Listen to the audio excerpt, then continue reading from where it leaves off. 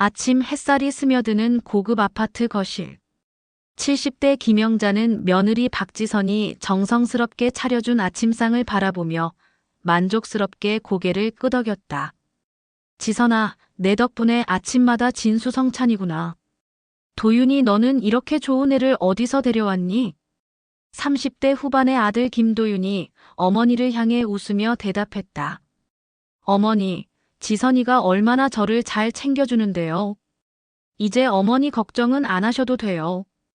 박지선은 단정한 원피스 차림으로 고개를 숙이며 겸손하게 말했다. 어머니, 제가 해드리는 건 아무것도 아니에요. 맛있게 드시면 저는 그걸로 충분해요. 그때 영자의 휴대전화에 문자가 도착했다. 영자는 화면을 확인하며 미간을 찌푸렸다. 뭐야? 법무사한테서 온 문자네. 재산 목록 확인 요청이라고. 그런데 이걸 왜? 도윤이 걱정스럽게 물었다. 어머니, 왜 그러세요? 무슨 문제라도 있어요? 영자는 급히 화면을 감추며 대답했다. 아니다. 아무것도 아니야. 식사나 마저 해라. 지선은 영자의 표정 변화를 놓치지 않고 살폈다. 하지만 여전히 천사 같은 미소를 유지했다. 어머니, 무거운 일은 저희가 다 도와드릴게요. 걱정하지 마세요. 영자는 며느리의 말을 들으며 묘한 불안감을 느꼈다. 왜 하필 지선이 있을 때 법무사에게서 연락이 왔을까? 식사를 마친 후 도윤이 회사에 가고 영자와 지선만 남았다. 지선은 부엌에서 설거지를 하며 영자의 동태를 살폈다. 어머니, 오늘 날씨가 좋으니까 공원 산책이라도 하시겠어요? 아니다. 오늘은 그냥 집에 있을래. 지선의 눈빛이 순간 차갑게 변했지만 곧바로 다정한 표정으로 돌아왔다. 네, 그럼 제가 맛있는 차라도 끓여드릴게요. 영자는 지선이 나간 후 급히 휴대전화를 다시 확인했다. 법무사 문자에는 재산명의 변경 관련 최종 확인이라는 내용이 있었다. 하지만 영자는 그런 요청을 한 적이 없었다. 이상하다. 누가 내 재산 목록을 요청한 거지? 영자의 머릿속에 불길한 예감이 스쳤다. 혹시 지선이? 오후가 되자 영자는 서재로 향했다. 서랍 깊숙이 보관해둔 재산 관련 서류들을 꺼내어 하나하나 확인하기 시작했다. 분명히 여기 있었는데. 영자가 서류를 뒤적거리고 있을 때 지선이 조심스럽게 문을 열고 들어왔다. 어머니, 뭐 찾으세요? 제가 도와드릴까요? 영자는 황급히 서류를 서랍에 밀어넣으며 답했다. 아니다. 그냥 혼자 좀 볼 게 있어서. 지선은 영자가 감추는 서류를 슬쩍 보았다. 부동산 등기부등본과 예금잔고 증명서였다. 어머니, 혹시 어디 불편하신 데 있으세요? 요즘 밤에 잠도 잘 못 주무시는 것 같고 자꾸 뭔가를 찾고 계시네요. 그런 게 아니야, 괜찮다. 지선은 더욱 다가서며 걱정스러운 표정을 지었다. 어머니, 혹시 치매 초기 증상은 아니실까요? 병원에 가서 검사 한번 받아보시는 게 좋겠어요. 제가 예약해 드릴게요. 영자는 지선의 말에 섬뜩함을 느꼈다. 치매라니. 자신의 정신은 멀쩡한데 왜 갑자기 치매 이야기를 할까? 나는 아무 문제 없어. 그런 소리 하지 마. 어머니, 하지만 만약을 위해서라도. 안 된다고 했잖아. 영자의 목소리가 높아지자 지선은 슬픈 표정을 지으며 물러났다. 죄송해요, 어머니. 그냥 걱정이 되어서. 제가 나가 있을게요. 지선이 나간 후 영자는 다시 서류를 꺼내 확인했다. 그런데 이상했다. 분명히 있어야 할 통장 사본 몇 개가 사라져 있었다. 아까까지 분명히 있었는데. 설마? 영자는 지선을 의심하기 시작했다. 하지만 확신할 수는 없었다.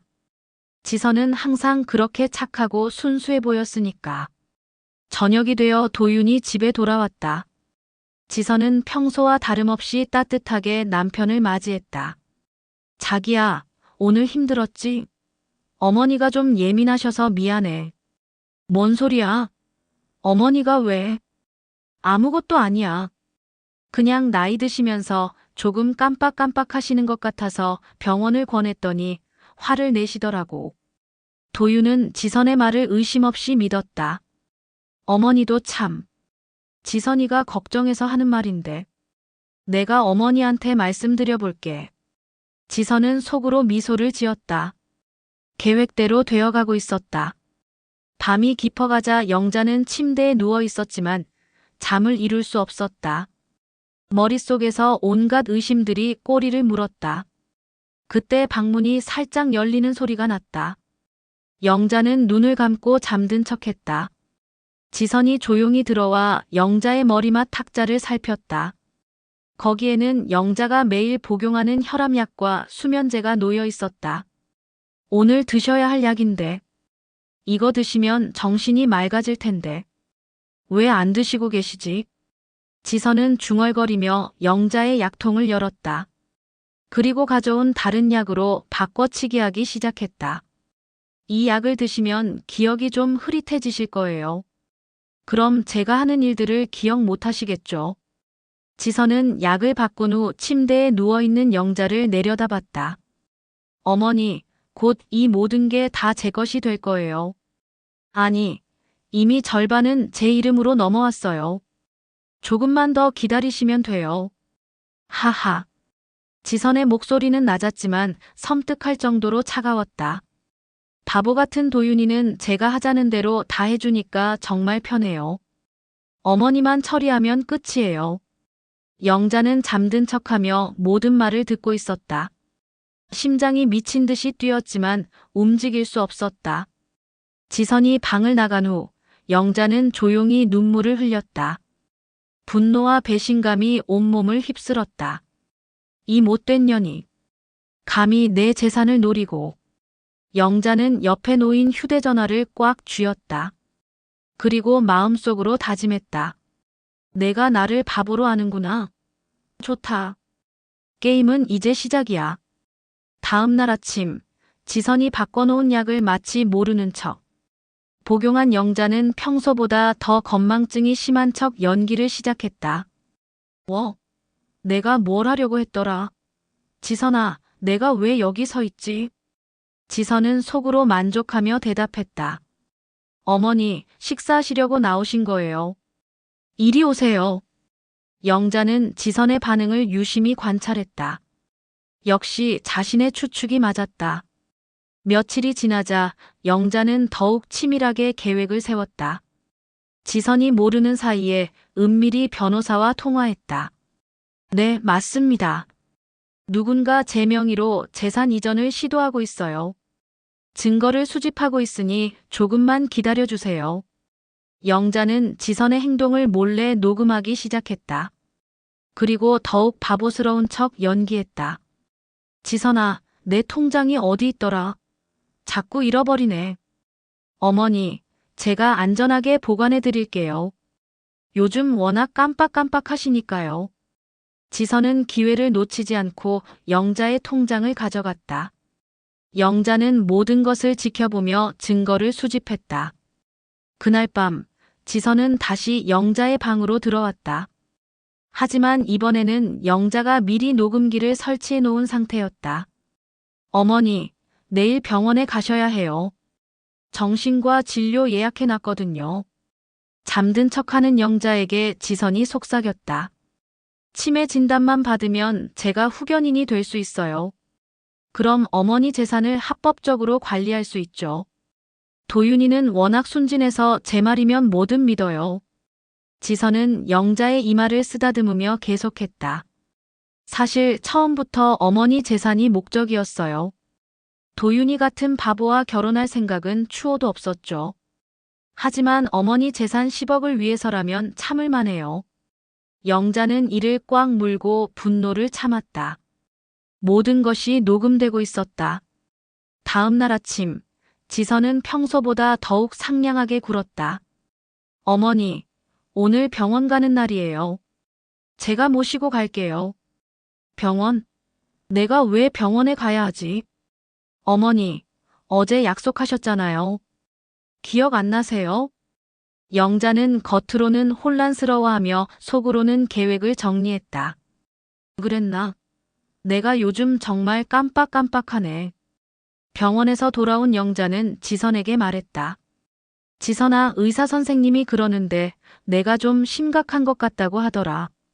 앞으로 중요한 일들은 내가 도와줘야겠어. 지선의 눈이 번뜩였다. 드디어 기회가 온 것이다. 어머니, 걱정하지 마세요. 제가 모든 걸 도와드릴게요. 통장이나 도장 같은 것들도 제가 안전하게 보관해 드릴게요. 그래, 내가 맡아줘.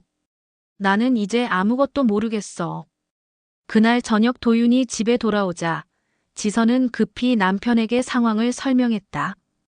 자기야, 어머니 상태가 생각보다 심각해. 의사가 치매 초기라고 진단했어. 뭐라고? 어머니가 치매라고? 응. 그래서 앞으로 제가 어머니 일들을 대신 처리해야 할 것 같아. 자기도 도와줘야 해. 도윤은 충격을 받았지만 아내의 말을 의심하지 않았다. 그래, 우리가 어머니를 잘 모셔야지. 지선아, 고마워. 내가 아니었으면 어떻게 했을까? 지선은 만족스럽게 미소 지었다. 모든 것이 계획대로 진행되고 있었다. 며칠 후 지선은 영자에게 서류들을 가져왔다. 어머니, 이거 사인해 주세요. 병원비 관련 서류예요. 하지만 그 서류는 재산 이전 동의서였다. 영자는 서류를 보며 속으로 분노했지만 겉으로는 순순히 따랐다. 여기에 사인하면 되지. 네, 어머니. 여기하고 여기도요. 영자는 일부러 사인을 삐뚤빼뚤하게 했다. 나중에 법적 다툼에서 정신이 온전하지 않았다고 주장할 수 있는 증거를 만들기 위해서였다. 일주일이 지나자 지선은 점점 더 대담해졌다. 영자 몰래 부동산 중개업소를 찾아가 집 매매 상담을 받기도 했다. 이 아파트 시세가 얼마나 되나요? 이 평수면 약 8억 정도 하겠네요. 최근에 거래된 집이 7억 8천에 나갔어요. 지선은 계산기를 두드리며 흥분했다. 집값 8억에 예금 2억까지 합하면 총 10억이었다. 빨리 처리하고 싶은데 집주인이 치매 초기거든요. 법적으로 문제 없나요? 후견인 지정이 되어 있으면 가능하죠. 그날 밤 지선은 도윤에게 말했다. 자기야, 어머니를 요양원에 모시는 게 어떨까? 집에서 혼자 계시기엔 너무 위험해. 요양원? 그럼 이 집은 팔아서 요양원비로 쓰는 거지. 어머니 위해서도 그게 좋을 것 같아. 도윤은 고민에 빠졌다. 하지만 어머니가 이 집을 얼마나 아끼는데. 자기야, 어머니 안전이 더 중요하잖아. 게다가 우리도 새 집이 필요해. 아기 계획도 있고. 지선의 달콤한 말에 도윤은 점점 설득되어 갔다. 한편 영자는 모든 대화를 엿듣고 있었다. 복도에 숨어서 지선과 도윤의 대화를 들은 것이다. 요양원이라고. 내 집을 팔겠다고. 영자의 분노는 극에 달했다. 이제 더 이상 참을 수 없었다. 다음 날 아침 영자는 평소와 달리 또렷한 정신으로 거실에 나타났다. 지선은 여전히 착한 며느리 연기를 하고 있었다. 어머니, 오늘은 컨디션이 좋아 보이세요. 지선아, 내 말이 맞는 것 같아. 나 정말 치매인가 봐. 지선은 내심 기뻐하며 대답했다. 어머니, 걱정하지 마세요. 제가 모든 걸 도와드릴게요. 그래, 내가 정말 고마워. 그런데 지선아. 네, 어머니. 영자는 갑자기 날카로운 눈빛으로 지선을 바라봤다. 내 재산을 노리고 있다는 게 사실이지. 지선은 당황했지만 애써 침착함을 유지했다. 어머니, 무슨 말씀이세요? 제가 왜? 아직도 연기할 거야? 영자는 휴대전화를 꺼내 녹음된 파일을 재생했다. 어젯밤 지선이 한 말들이 고스란히 흘러나왔다. 어머니, 곧 이 모든 게 다 제 것이 될 거예요. 지선의 얼굴이 창백해졌다. 어머니, 이건 이것뿐만이 아니야. 영자는 추가로 지선이 법무사에게 보낸 문서 사본들을 꺼냈다. 내 명의로 재산 이전 신청한 것도 내 짓이지. 내가 치매라는 거짓 진단서까지 만들어서. 지선은 이제 변명할 여지가 없었다. 하지만 여전히 뻔뻔하게 굴었다. 어차피 어머니 돈 다 도윤이가 상속받을 건데 미리 받는 게 뭐가 문제예요? 감히 이 집에서 그런 소리를. 영자는 분노에 떨며 소리쳤다. 그때 현관문이 열리며 도윤이 들어왔다. 회사에서 급히 돌아온 것이었다. 어머니, 무슨 일이에요? 지선아, 왜 이래? 영자는 도윤에게 녹음 파일을 들려주었다. 도윤은 듣는 내내 믿을 수 없다는 표정이었다. 지선아, 이게 정말 내 목소리야? 지선은 이제 완전히 가면을 벗었다. 그래, 맞아. 나는 처음부터 돈 때문에 너와 결혼한 거야. 너 같은 한심한 남자를 누가 진짜 좋아하겠어? 도윤은 충격에 주저앉았다. 지선아, 우리가 사랑한다고 했잖아. 사랑? 웃기지 마. 내 어머니 재산만 보고 참고 산 거라고. 영자는 차분하게 휴대전화를 꺼내 누군가에게 전화를 걸었다. 네, 지금 오세요. 모든 준비가 끝났습니다. 잠시 후 현관 벨이 울렸다. 경찰 2명과 변호사 1명이 들어왔다. 박지선 씨 맞나요? 사기 및 문서 위조 혐의로 체포합니다. 지선은 당황하며 소리쳤다. 뭐라고? 무슨 사기? 나는 아무것도 안 했어. 경찰이 지선에게 수갑을 채우며 말했다. 피해자 김영자 씨가 모든 증거를 제출하셨습니다. 통장 도용, 서명 위조, 허위 진단서 작성 교사 등 죄목이 상당히 많네요. 영자는 지선을 바라보며 차갑게 말했다. 나를 바보로 알았구나. 70년을 산 게 헛산 게 아니야. 내가 내 약을 바꿔치기 할 때부터 다 알고 있었어. 어머니가 직접 증거를 수집하신 거예요? 경찰이 놀라며 물었다. 그럼요. 녹음도 하고 서류 사본도 미리 빼놨고 가짜 치매 연기도 한 거예요. 인연이 나를 얼마나 우습게 봤는지 똑똑히 보여주고 싶었거든요. 지선은 끌려나가면서도 악을 썼다. 어머니, 어차피 도윤이는 제가 버린 거예요. 이제 혼자 늙어 죽으세요. 도윤은 망연자실한 채로 주저앉아 있었다. 어머니, 저는 정말 몰랐어요. 지선이를 진심으로 사랑했는데. 영자는 아들을 안으며 말했다. 도윤아, 이번 일로 좋은 공부했다고 생각해. 사람은 겉모습만 보고 판단하면 안 돼. 어머니, 정말 죄송해요. 제가 너무 순진했어요. 이제 알았으면 됐어. 그리고 도윤아. 네, 어머니. 영자는 미소를 지으며 말했다. 어머니가 아직 정정하다는 걸 알았으니 앞으로는 내가 조심해야 할 차례야. 다음번엔 더 똑똑한 여자를 만나거라. 몇 달 후 지선은 사기죄로 실형을 선고받았다. 영자는 평온한 일상을 되찾았고 도윤은 이번 일을 계기로 사람을 보는 눈이 생겼다. 영자는 거실에 앉아 차를 마시며 혼잣말했다. 70년을 산 게 헛산 게 아니지. 어린 것이 할머니를 우습게 보면 어떻게 되는지 똑똑히 보여줬어. 창밖으로는 따뜻한 봄 햇살이 스며들고 있었다. 영자의 얼굴에도 평화로운 미소가 번졌다. 이제 진짜 좋은 며느리를 만나야 하는데. 이번엔 내가 직접 고를 거야.